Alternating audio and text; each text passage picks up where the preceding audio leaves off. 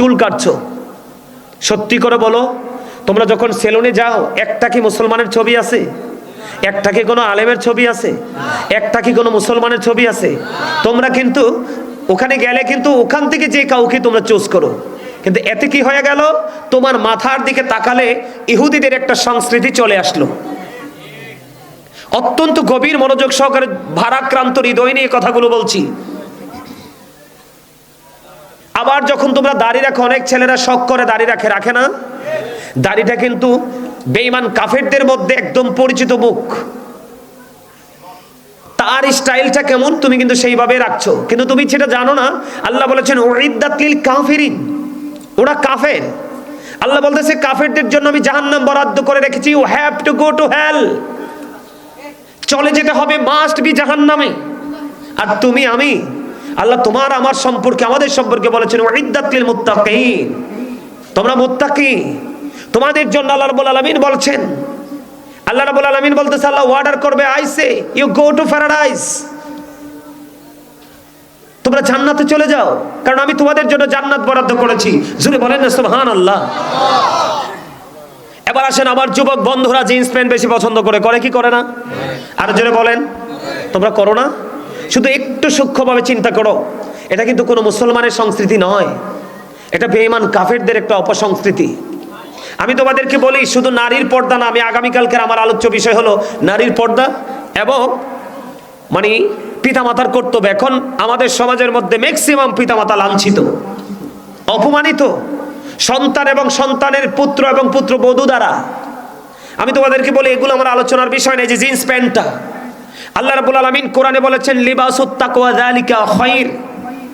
আমি আয়াতের শেষ অংশটা বললাম, অনেক লম্বা একটা আয়াত। আল্লাহ রাব্বুল আলামিন আমরা ঈমানদার আদম সন্তানদের জন্য 3 ধরনের পোশাক দিয়েছে। কয় ধরনের? একটা হলো লজ্জাস্থান ঢাকার পোশাক, যেটা আমরা নরমালি প্রতিদিন ইউজ করি, প্যান্ট হোক, পায়জামা হোক, লুঙ্গি হোক, যেটাই হোক।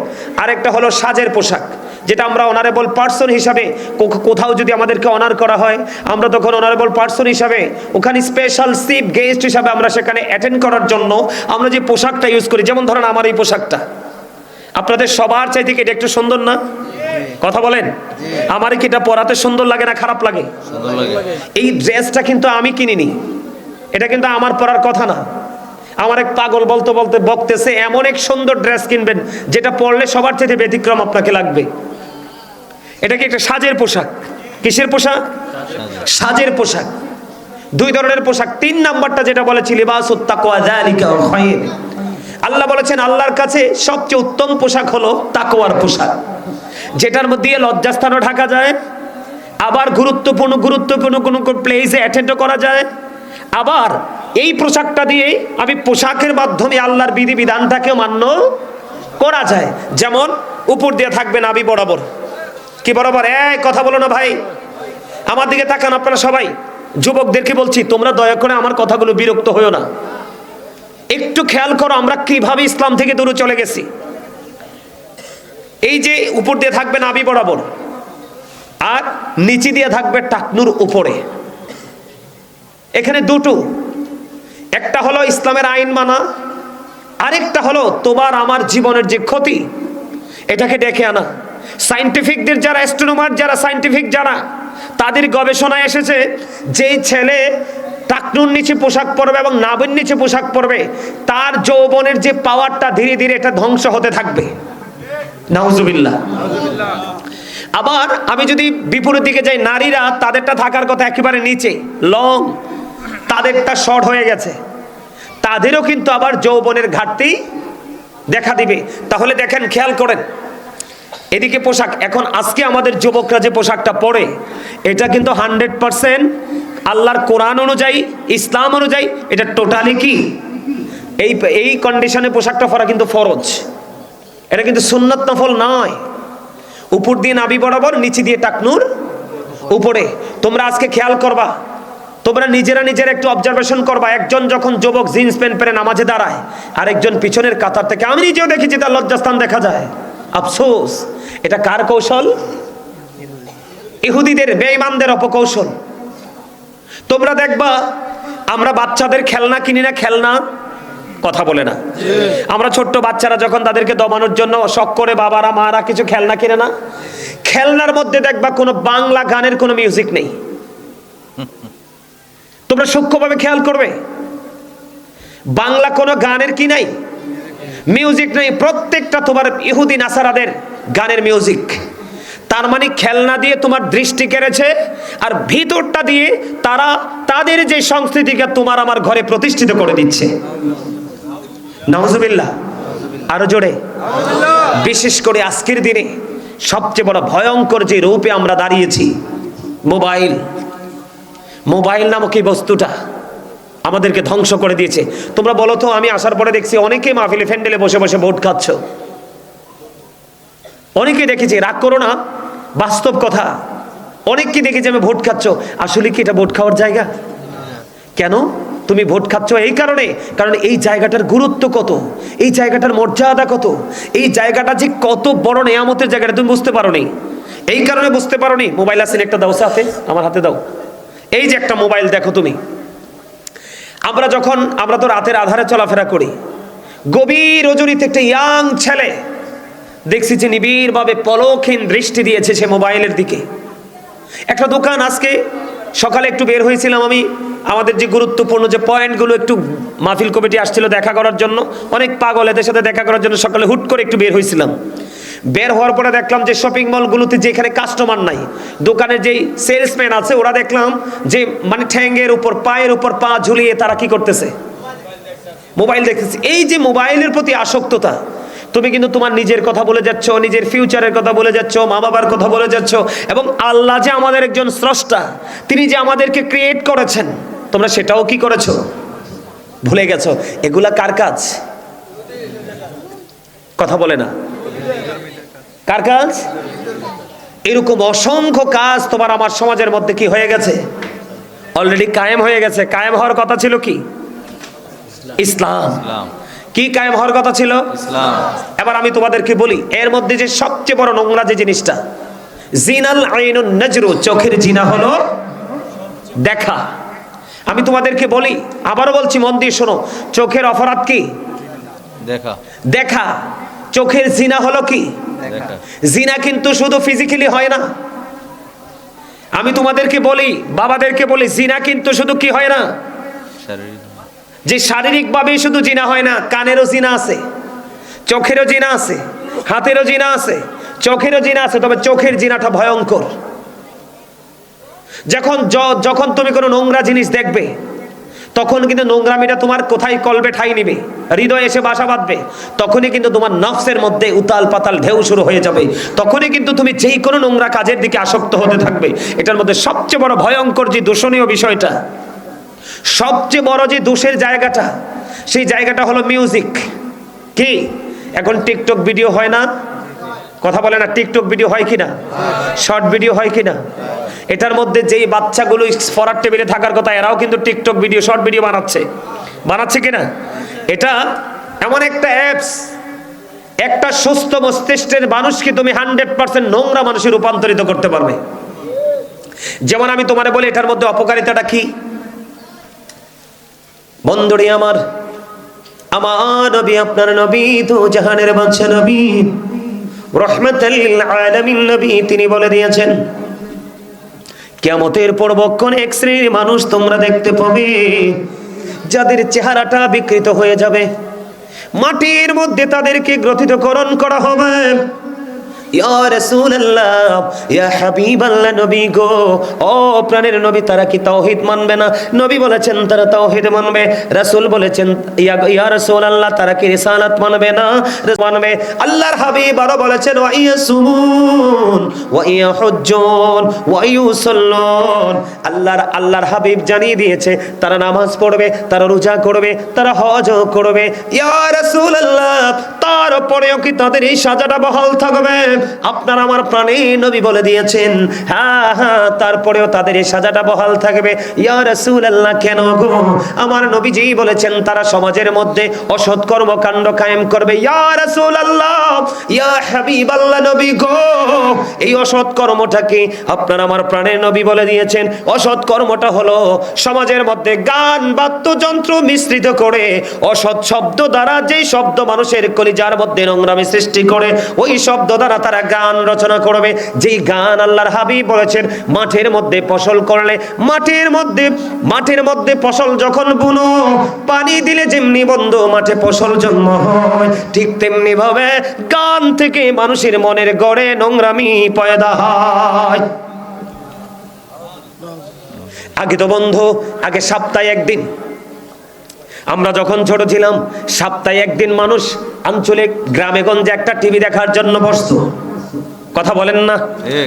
ওই বাড়ি যাইতো, চা দোকানে ছবি সিনেমা দেখতো। কিন্তু এখন বর্তমানে এই মোবাইল নামক বস্তু 24 ঘন্টা তোমাকে সিনেমার জন্য সহজ করে দিয়েছে। কিন্তু মুসলমান বোঝে না। মুসলমান, তোমরা একটু খেয়াল করে দেখো, ও দুলালপুরের মানুষ, তোমাদেরকে আমি বলি, তোমরা একটু খেয়াল করে দেখো, এই মোবাইলের মাধ্যমে তোমার আমার কোনো গুরুত্বপূর্ণ জিনিস খুঁজে পাওয়া মুশকিল। আল্লাহর হাবিব বলেছেন, দেখো তারা আল্লাহ মানবে, তারা রাসূলও মানবে, তারা নামাজও পড়বে, তারা হজও করবে, তারা রোজাও রাখবে, তারা গান বাদ্যযন্ত্রের আসর বসানোর কারণে তাদের এই সাজাটা বহাল থাকবে। এতে বোঝা যায় তুমি জীবনে যত আমলি করো, ওইটার দিকে যদি তুমি আসক্ত হও, তাহলে তোমার জীবন বরবাদ। কান লাগাইয়া গান শোনা যাবে না। গানের আসরে যায় পাপীরা। আল্লাহর হাবিব সরকারে মদিনা তিনি জানিয়ে দিয়েছেন, গানের আসরে যাওয়া পাপী লোকের কাজ, কান লাগায়া গান শোনা ফাসিকদের কাজ। গানটা শোনার পরে বলবা দারুণ হয়েছে, ফ্যান্টাস্টিক। আল্লাহর হাবিব বলেছেন, তুমি যখন এই গানটা থেকে স্বাদ নিবা, আমার নবীজি বলেছে, উম্মত হৃদয় খুলে শোনো, তুমি যে বলছো গানটা শোনার পরে তুমি মজা পেয়েছো, তুমি তো অন্য ছোট কোনো অপরাধ করনি, তুমি কুফরি করে ফেলেছ। মানে গান থেকে মজা নেওয়া কি? কুফরি। কান লাগায়া মন দিয়ে গান শোনা ফাসিকি। গানের আসরে যাওয়া হলো, মনু লাগবে না। আলহামদুলিল্লাহ, দেখছো নি কি মোহাব্বত? এটা হচ্ছে ভালোবাসা। আল্লাহ রাসূল বলেছেন, আল্লাহ রাসূল না কোরআনে বলেছেন, হাদিস শরীফ বললে তো অনেকে বলে জাল বলেছে। আল্লাহ রাব্বুল আলামিন কোরআনে বলেছে, join with my dear people, come to my paradise. Allah বলেছেন, ফাদখুলি ফি ইবাদি ওয়াদখুলি জান্নাতি। আল্লাহ বলেছেন, আমার প্রিয় লোকদের সাথে যুক্ত হও আর আমার জান্নাতে চলে আসো। সুবহানাল্লাহ, সুবহানাল্লাহ বলেন না? আর জোরে সুবহানাল্লাহ, একটু মহব্বতে। কথা কি বুঝতে পারছেন আমার? তাহলে এই যে নোংরামিটা আমরা করছি কন্টিনিউ মোবাইলে, এটা পকেটে। এখনকার মানুষের মন খারাপ হয় না, হার্ট খারাপ হয়। আমার কথা বলে না? আগের যুগের মানুষের মন খারাপ হতো, এখনকার মানুষের মন খারাপ হয় না, হার্ট কি হয়? হার্ট খারাপ হয়। এখনকার মানুষের মন খারাপ হয় না, এখনকার মানুষের চোখ খারাপ হয়ে যায়। এই যে চশমাটা দিছি তোমরা দেখো না আমাকে, একেবারে সত্যিকার অর্থে বলছি। আমার একজন ডিয়ার ফ্রেন্ড আছে কুমিল্লাতে, কুমিল্লা ভিক্টোরিয়া থেকে অনার্স মাস্টার্স করছেন এবং কুমিল্লার সিটির একজন খুব গুরুত্বপূর্ণ একজন বিজনেসম্যান। এই চশমা দেওয়ার শিক্ষা কিন্তু আমাকে উনি দিছে। উনি বলছে স্টেজে যখন উঠবেন চশমা দিবেন। আসলে আমার চোখে কোনো সমস্যা নেই, আমি চশমার চেয়ে ভালো দেখি এমনি। সৌন্দর্যের জন্য চশমাটা ইউজ করেছি। কেন বললাম? আমি সৌন্দর্যের জন্য ইউজ করেছি, আর তোমরা বাধ্য হয়ে ইউজ করো। আমার কথা বলেন না কেন? আপনার বাচ্চা 6 থেকে 7 বছর, তার চোখের দৃষ্টি নাই, এমন কিছু চশমার গ্লাস লাগানো হয়, দূর থেকে তার চশমার গ্লাস দুটো দেখলে আমি ভয় পেয়ে যাই। এরকম কিছু গ্লাস আছে না, মনে হয় যে বাহির থেকে দেখলে আমার চক্ষুটাকে পর্যন্ত সে কুড়ে নিয়ে যাবে। কেন? এটা শুধু মোবাইল। আমি যদি তোমাদেরকে বলি, এখন হয়তো পারি না, কিন্তু আজ থেকে 1-2 বছর আগেও I recite the Holy Quran every day in the morning and evening. প্রত্যেক দিন সকাল তো সন্ধ্যা আমি কোরআন তেলাওয়াত করতাম। এই যে এটা কিন্তু আমার ছাত্র, ও কিন্তু একটা মাদ্রাসার প্রধান শিক্ষক। এই যে মিনহাজ জানে, মাশাআল্লাহ খুব দারুণ একটা মাদ্রাসা যে ওপেনিং করেছে এবং জমজমাট পরে মাদ্রাসাটা গেছে, তার টিচিংটা এত সুন্দর। ও কিন্তু আমার ছাত্র। আমার জীবনে এই যে আমার ছাত্র আমার পাশে, আমার পাশের ঘরে তার ঘর, তোমরা ওকে আমার সামনে না আলাদাভাবে জিজ্ঞেস করবে কোনোদিন আমাকে কোনো খেলার মাঠে পাইছি কিনা। আমার জীবনে জিন্স প্যান্টটা আমি কোনোদিন পরে দেখিনি, এটা কেমন। কোনোদিন ক্রিকেটের ব্যাট আমি হাতে নেইনি। বলে হুজুর নেননি কেন? সেটা আমার আলাদা স্বপ্ন ছিল, আমি কি করব। আমি একজন এডুকেশন স্কলার হিসাবে গোটা পৃথিবীর কাছে নিজেকে প্রিপেয়ার করে প্রেজেন্ট করব। সুবহানাল্লাহ বলেন না। আমার জীবনে ডাইন বাম কোনো দিকে আমি হাঁটিনি। আমার কাছে মনে হয় এখনকার ছেলেরা স্বপ্নও দেখে না। এখনকার ছেলেরা শুধু একটা স্বপ্ন দেখে, 18 বছর 19 বছর হবে, একটা পাসপোর্ট করব আর বিদেশিদের দাস হয়ে বিদেশে যাব। কথা কি ভুল বলছি? আপনারা এই কথাটাকে আদারওয়াইজ নেন না। অনেক কোটিপতি বাবা আছে, মা আছে, সন্তানটাকে সঠিক পথে রাখতে পারেনি, বাধ্য হয়ে তাকে কেউ তাই পেট পাঠিয়ে দিয়েছে। আমার দেশের একজন সোনালী সন্তান, বিদেশে যাওয়াটা ক্রেডিট নয়, কিছু ক্রিয়েট করাটা হচ্ছে ক্রেডিট। আজকে কেন জানেন এগুলো থেকে আমরা দূরে? একটা মাত্র কারণ, সেটা হলো আমরা বেঈমান কাফেরদেরকে আমরা কি করে নিয়েছি? আপন করে নিয়েছি। বলে হুজুর কিভাবে? তাদেরকে তো দেখতে পারি না। তুমি তাদেরকে ফিজিক্যালি দেখতে পারো না, কিন্তু তার যে চরিত্রটা সেটা অটোমেটিক্যালি তুমি তোমার মধ্যে অটো নিয়ে এসেছো। তুমি কি দেখলে কোনো মুসলমানকে সালাম দাও না তো? যুবকদের কি বলছি, তোমরা রাগ করো না। আমার নবীজি জীবনে, আমার নবী কি জীবনে ছোটরাও কোনোদিন আগে সালাম দিতে পারেনি, আমার নবী আগে সালাম দিয়ে দিতেন। সুবহানাল্লাহ। তোমরা কি মানুষ অসুস্থ হলে দেখতে চাও? আমার এখনো আমার মন চায় আমি মায়ের কাপড়গুলো কাচি। আমার এমন মনে হয় মানে মাকে যে কি করব। শিক্ষাটা কেন হয়েছে জানেন? এই শিক্ষাটা কেন পেয়েছি? আমরা শুরু থেকেই পারিবারিক শিক্ষা পেয়েছি। বিশেষ করে বাবা তো সরকারি চাকরি করছে, মা ছিল কাছে। মায়ের আদর্শে বিশেষ করে আমি, না ভুল বলছি, আমার মায়ের ইতিহাস আছে। বলে হুজুর আপনার মাকে কেন নিয়ে আসলেন? আপনাদেরকে বোঝানোর জন্য। এগুলো একটাও আমার আলোচনার বিষয় নয় আজকে। আমি আপনাদেরকে বুঝাচ্ছি, এতগুলো কথা বলেছে এই কারণে আবার 3টা মাথা এক লগ হইছে। কথা বলো না ভাই, এটা জান্নাতের বাগান। আমি তোমাদেরকে বলেছিলাম মাঝখান দিয়ে যে আমরা আজকে রাতে ডিনার করব। প্রতিদিন একটা মুমিন, প্রত্যেক দিন এভরিডে একটা মুমিন 2 ধরনের খাবার সংগ্রহ করে। কয় ধরনের? 2 ধরনের। অলওয়েজ কয় ধরনের? 2 ধরনের। আমার দিকে দেখান। একটা হলো দেহের আর একটা হলো রুহের। খেয়াল করবেন, গভীর খেয়াল করবেন। আমি একদম আপনাদেরকে এক্সাম্পল দিয়ে কথাগুলো বুঝাচ্ছি যেন সহজে বুঝতে পারেন। আপনার দেহের খাবার, আপনি বুট বলেন, বাদাম বলেন, বিস্কিট বলেন, চা বলেন, কফি বলেন, যত রকমের খাবার আছে এটা আপনার দেহের। কিসের? কিন্তু রুহেরও কিন্তু বিভিন্ন রকমের খাবার আছে, জানেননি এটা?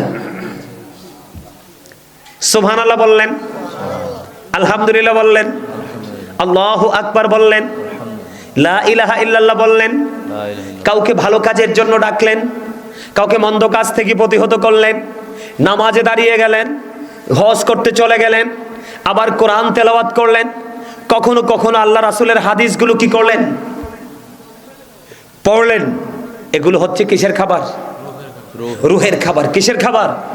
আজকে আপনারা যারা এখানে এসেছেন ছোট বড় সবাই নিতে এসেছেন। এটা একটা মার্কেট। এটা কি? এটা একটা মার্কেট, এটা একটা বাজার, এটা প্রেমের বাজার। এই বাজারে আসলে রুহের খোরাক পাওয়া যায়। আর যেই ব্যক্তি, একটা ব্যক্তি যত বেশি রুহের খোরাক জোগাড় করবে তার দেহের শান্তি তত বেশি মিলবে। সুবহানাল্লাহ বলেন আর জোরে মহব্বতে। হয় নাই তো? আর জোরে সুবহানাল্লাহটা একটু আওয়াজ দিয়ে বলতে হবে। এই জন্য আল্লাহ রাব্বুল আলামিন কোরআনে বলেছে, ইন্নাশ শাইতানা লাকুম আদুউন ফাত্তাখিযুহু আদুওয়া। আল্লাহ বলেছেন শয়তান is the eternal enemy of the believers.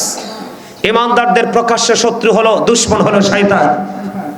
কিন্তু মুমিন যারা, তাদেরকে আল্লাহ রাব্বুল আলামিন মিন করে বলেছে, ইন্না কাইদা শাইতানি কানা দাঈফা। আল্লাহ বলেছেন শয়তান ডিসেপশন ইজ ভেরি উইক। আল্লাহ বলেছেন মুমিনের জন্য শয়তানের ধোঁকা একেবারে দুর্বল। তার মানে আপনার আওয়াজ যত বড় হবে শয়তান তত দূরে যাবে, আর শয়তান যত দূরে যাবে ততই আপনি আমি নিরাপদ। ঠিক কিনা বলেন?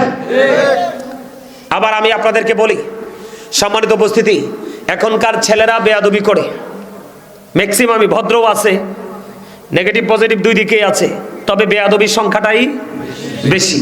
এখনকার সমাজে নামাজিও আছে, বেনামাজি আছে, এর মধ্যে ম্যাক্সিমাম ছেলেরাই বেনামাজি। ভুল বলছি? এমনি ভাবে আমি দুটো এক্সাম্পল, এখনকার ছেলে মেয়েরা বাবা মাকে, ছেলেরা বিশেষ করে ছেলেরা মাকে বাবাকে বেশি কষ্ট দেয়, তবে ভালোও আছে, তবে কষ্ট দেওয়ার ছেলে বেশি। বিভিন্ন ভাবে মা বাবাকে কষ্ট দেয় কিনা? কেউ বিদেশ থেকেও কষ্ট দেয়, কেউ কাছে থেকে কষ্ট দেয়, কেউ দূরে অন্য জেলা থেকে কষ্ট দেয়, কেউ নিজে কষ্ট দেয়, কেউ বউ দিয়ে কষ্ট দেয়, কেউ আবার কাজের বুয়া দিয়ে কষ্ট দেয় কি দেয় না? বাবা মার আপনাদের দুলালপুরের মানুষ মনে হয় এরকম করে না? ওমা করে? খেয়াল করবেন আপনারা। এই জন্য আমি আজকে কি বলেছি জানেন? আমার দিকে তাকান। আমি এই কারণে আজকে ছোট্ট একটা আয়াত তেলাওয়াত করেছি, ওয়ামা আরসালনাকা ইল্লা কাফাতাল লিন্নাসি বাশীরা ওয়া নাযীরা। আমার লক্ষ্মী ভাইয়েরা, একটু মহাব্বত করে সুবহানাল্লাহ, আলহামদুলিল্লাহ, আল্লাহু আকবার বলো, কারণ এটা জিকির। কেন বুঝো না তোমরা? আমি আমার আলোচনাটা ঢুকতে চাই। তোমরা যদি কথা না বলো তাহলে কিন্তু আমি আলোচনা করতে পারবো না। আমি তোমাদেরকে বলি, আল্লাহ রাব্বুল আলামিন কি ওয়াজ করে আমাদেরকে নিয়ে। আজকে আমরা যারা এখানে এসেছি আমাদেরকে নিয়ে আল্লাহ কি ওয়াজ করে। আল্লাহ বলতেছে, হাবিব আপনি আপনার উম্মতগুলোকে জানাই দেন, মানে আমাদেরকে জানাতে বলেছে।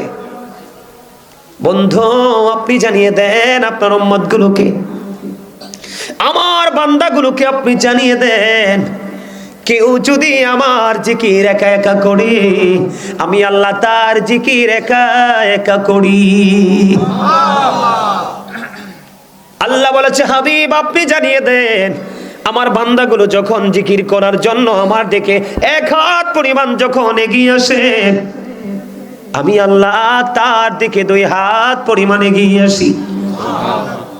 কোন বান্দা যখন জিকির করার জন্য হেঁটে হেঁটে আসে রে, আল্লাহ রাব্বুল আলামিন বলেছে, হাবিব আপনি জানিয়ে দেন আমি আমার বান্দাগুলোর দিকে দৌড়ে এসে ধরা দেই। তার মানে আমরা আজকে এখানে এসেছি আল্লাহকে পাওয়ার জন্য, আল্লাহকে রাজি করার জন্য। এখন জিকিরটা কি? ওই যে একটু আগে বলেছি সুবহানাল্লাহ, আলহামদুলিল্লাহ, আল্লাহু আকবার, লা ইলাহা ইল্লাল্লাহ, নামাজ পড়া, বন্ধ হজ করা, সৎ কাজের আদেশ দেওয়া, অসৎ কাজ থেকে বারণ করা, আল্লাহর স্মরণে যা কিছু হয় এগুলো সবগুলো হলো জিকির। এই জিকির মানুষকে আল্লাহর দিদার প্রাপ্ত বান্দাদের অন্তর্ভুক্ত করে দেয়। সুবহানাল্লাহটা মজা হয় না? একেবারে লবণ ছাড়া খাবার যেমন স্বাদ হয় না, ঠিক সুবহানাল্লাহটা এমন হয়। এইভাবে করলে তো হবে না। আমি কি মাহফিলটা সারা রাত করবো? আমি আমার আলোচনা ঢুকবো, আলোচনা গোছাবো, সবাইকে নিয়ে দোয়া করে সবাই সবার মতো করে চলে যাব। তোমরা আমার সাথে আবারও বলছি, একটু মহাব্বত করে সুবহানাল্লাহ বলো ভাই। দুর্বল আল্লাহ রাব্বুল আলামিন আর হাদিস শরীফের মধ্যে এসেছে, আল্লাহর কাছে দুর্বল ইমানদারের চাইতে স্ট্রং শক্তিশালী ইমানদার অনেক বেশি প্রিয়। আরে জোরে, এইবার মোটামুটি প্রায় 40% চলে আসছে। আরে জোরে, সুবহানাল্লাহ ওয়ালহামদুলিল্লাহ লা ইলাহা ইল্লাল্লাহ, সুবহানাল্লাহ আলহামদুলিল্লাহ লা ইলাহা ইল্লাল্লাহ, লা ইলাহা ইল্লাল্লাহ, লা ইলাহা ইল্লাল্লাহ। আরশ কুরসি লৌহ কলম সৃষ্টি যাহার ওসিলারি, যে আল্লাহ খুশি হইয়া নাম রাখলেন হাবিবুল্লাহ। সুবহানাল্লাহ আলহামদুলিল্লাহ লা ইলাহা ইল্লাল্লাহ, লা ইলাহা ইল্লাল্লাহ মুহাম্মাদুর রাসূলুল্লাহ সাল্লাল্লাহু আলাইহি ওয়াসাল্লাম। আলহামদুলিল্লাহ। আরো জোরে, আরো জোরে, আর একটু মহব্বতে। এবার মোটামুটি একটু ভালো লাগছে না? আরো জোরে। ওই যে আমি বললাম না জান্নাতি খাবার, আমরা রাতের ডিনার হচ্ছে এটা। আল্লাহ রাসূল বলেছেন জান্নাতের বাগানে যারা মেহমান আসে, মেহমানদের জন্য জান্নাতি খাবার হলো এই যে জিকির। এখন আপনাদেরই দুলালপুরে এটা হয় কিনা আমি জানি না। আমি আমার এলাকাতেও দেখেছি, অন্যান্য এলাকাতেও দেখেছি, এক শ্রেণীর মানুষ আছে ভালো কাজ করতে চাইলে বাধা দেয়, আরেক শ্রেণীর মানুষ আছে অসৎ কাজে উৎসাহিত করে। আছে না নাই? আমি আপনাদেরকে বলি, বিশেষ করে যুবকদেরকে আমি মিন করে বলি, আমি একটা জায়গা থেকে জুম্মার দায়িত্ব ছেড়েছি। আমার দিকে তাকান, এই আপনারা কি আলোচনা শুনবেন? সবাই শুনলে এদিকে চলে আসেন। এই যে কর্নারে জায়গা আছে, এখানে দাঁড়াই না থেকে এখানে চলে আসেন। এই যে ভিতরে চলে আসেন, আমার দিকে তাকান। আমি জায়গার নাম বললে চিনে ফেলবেন, বলবো না, কারণ মানুষগুলো এমনিতে লজ্জা পাইছে, আরো লজ্জা পেয়ে যাবে। আমি একটা জায়গা থেকে চাকরি ছেড়ে দিয়েছি, জুম্মার দায়িত্ব পালন করতাম। জুম্মার দায়িত্বটা ছেড়ে দিয়েছি একটা মাত্র কারণে, আমার এক একটা জুম্মাতে এক এক ধরনের আলোচনা, মানুষ হেদায়েত যেভাবে হবে সেই আলোচনা ছিল। তো সমাজের যে অসৎ মানুষগুলো আছে, কি আছে, এরা দেখতে পাইতেছে কি যে যেইভাবে গাজী সুলাইমান মাঠে কাজ করা শুরু করে দিয়েছে, তাহলে আমার যেই অসৎ চিন্তা, অসৎ যে ভাবনা, অসৎ যে ফিলারটা, আমি এটাকে প্রতিষ্ঠিত করতে পারবো। তখন থেকে কি করলো, হুট করে বিভিন্ন কৌশলে আমার বিরুদ্ধে সমালোচনা শুরু করলো। তখন আমি কি করলাম, মসজিদের চাকরিটা ছেড়ে দিয়ে চলে আসলাম। এখনো এই মসজিদের অবস্থা নড়বড়ে অবস্থা। এই সমস্ত মানুষ যদি আপনার সমাজে থাকে, সবাই মিলে আপনার বাড়ি নিয়ে, ঘর নিয়ে, এটা হেটা নিয়ে আপনার মধ্যে দ্বন্দ্ব থাকতে পারে, কিন্তু ধর্মীয় কোনো কাজ দিয়ে যদি কেউ বিরোধিতা করতে চায়, ভালো কোনো কাজে যদি কেউ বিরোধিতা করতে চায়, আপনার দল মত নির্বিশেষে সবাই মিলে একত্রিত হয়ে প্রতিহত করবেন। ঠিক কিনা বলেন? আজকে অসৎ মানুষগুলোকে ভয় পেয়ে, দুষ্কৃতিকারীদেরকে ভয় পেয়ে এক শ্রেণীর সভ্য অনেস্ট মেন, অনেস্ট পিপল যারা, তারা একটু আড়ালে থাকার কারণে ওই অসৎ চরিত্র অধিকারী মানুষগুলো মাথা চাড়া দিয়ে ওঠে, সমাজটাকে ধ্বংস করে দিচ্ছে। আর জোরে বলেন। হযরত